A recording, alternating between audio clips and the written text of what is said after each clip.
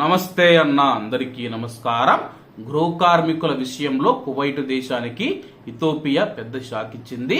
వివరాల్లోకి వెళితే గృహ కార్మికుల వ్యవహారాల నిపుణుడు వస్సం ఆల్ షమ్మరీ గారు స్థానిక మీడియాతో మాట్లాడుతూ కంపెనీలు మరియు స్థానికంగా ఉన్న గృహ కార్మికుల ఆఫీసులు ఏవైతే ఉన్నాయో సంబంధిత ప్రభుత్వ సంస్థలతో కలిసి అవసరమైన చర్యలు వేగవంతం చేయాలని చెప్పి వీసాల జారీతో సహా ఒప్పందాన్ని అమలు చేయాలని కోరారు.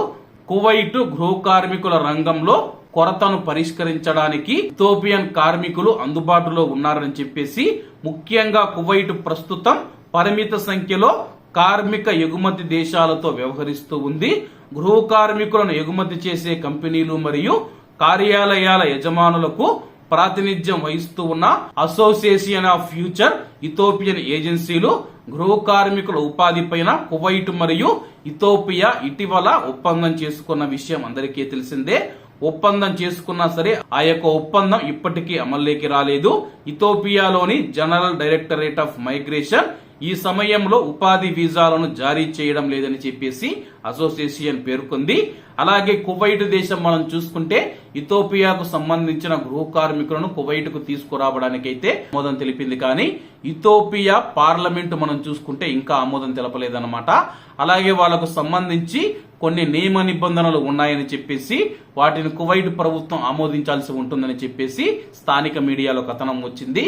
ఏది ఏమైనా సరే ఇథియోపియా దేశం మనం చూసుకుంటే చాలా కాలం నుంచి అయితే కానీ కువైట్ దేశానికి గృహ కార్మికులను పంపించాలంటే ఆలోచిస్తూ ఉంది. ఒకవేళ పంపించాలన్నా సరే వాళ్ళ యొక్క జీతాల విషయంలో కానీ వాళ్ళ యొక్క రక్షణ భద్రత విషయంలో 1కి 10 సార్లు ఆలోచిస్తూ ఉంది. ఒప్పందం కుదిరినా సరే దాన్ని అమలు చేసేందుకు ఇథియోపియా పార్లమెంటు సభ్యులు ఇప్పటికీ ఆమోదం తెలపలేదు. మరి ఇథియోపియా ఏమి ఆలోచిస్తుందో వేచి చూడాల్సి ఉంది. ప్రస్తుతం రంజాన్ నెల వస్తూ ఉన్న నేపథ్యంలో కువైట్ లో గృహ కార్మికుల అవసరం ఎక్కువగా ఉంటుంది. ఈ నేపథ్యంలో ఇథియోపియా ఇంకా తమ యొక్క ఒప్పందాన్ని అమలు చేయకపోవడంతో కువైట్ లో గృహ కార్మికుల సంక్షోభం వస్తూ ఉందని చెప్పేసి గృహ కార్మికుల వ్యవహారాల నిపుణుడు వస్సం ఆల్ షమ్మరీ గారు తెలియజేశారు. కాబట్టి అందరూ బాగుండాలి, అందులో మనం ఉండాలి. అందరికీ నమస్తే అన్న, జై హింద్.